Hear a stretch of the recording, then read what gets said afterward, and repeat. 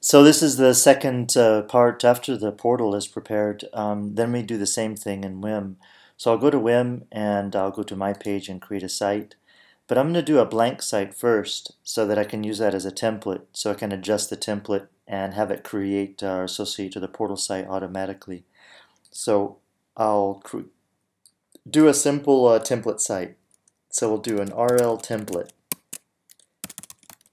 mynewsite.com or something, and then set the basic information, the basic settings or parameters. I do want to use this as a template.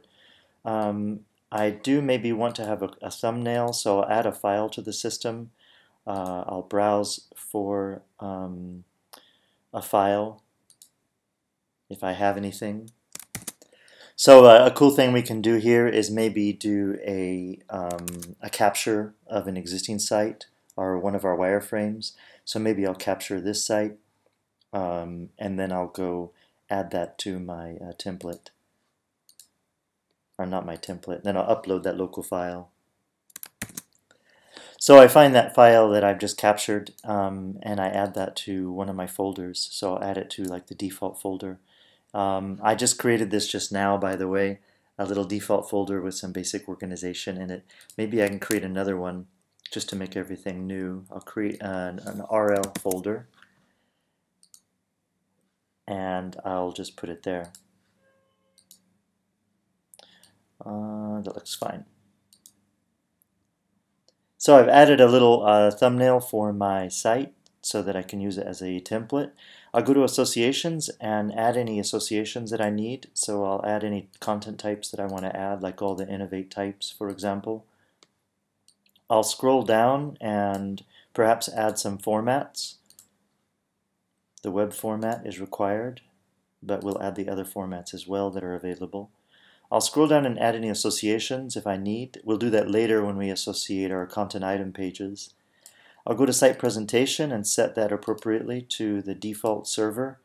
In my case, I'm using default. In yours, it will be portal. My default instance is a portal preview.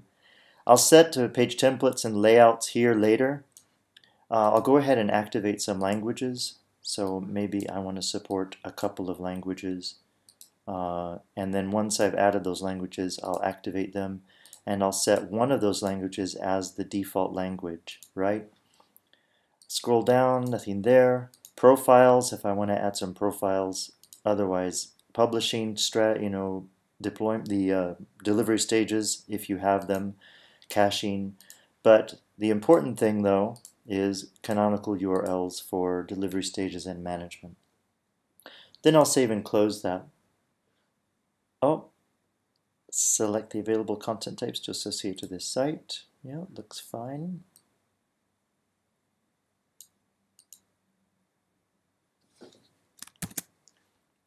Alright, something I always forget to do is set a default format for the site. So I'll go to my associations formats and make sure one of those is set as default.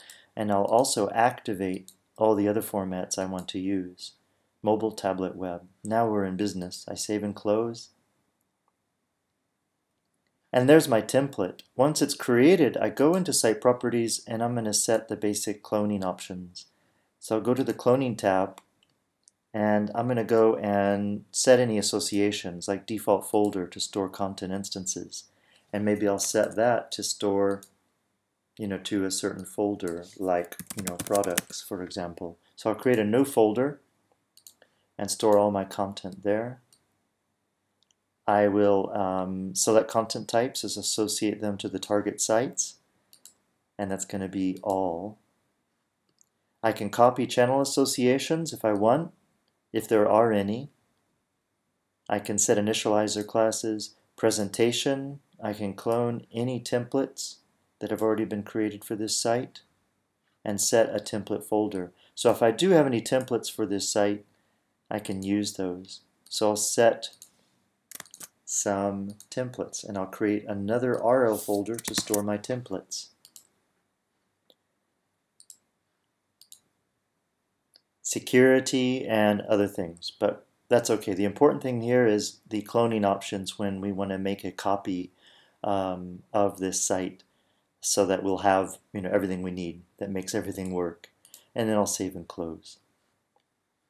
So there we go. There's our site. It's ready to be used as a template.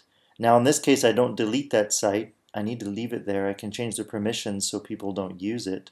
But what I want to do now is actually create a WEM site using that as the template.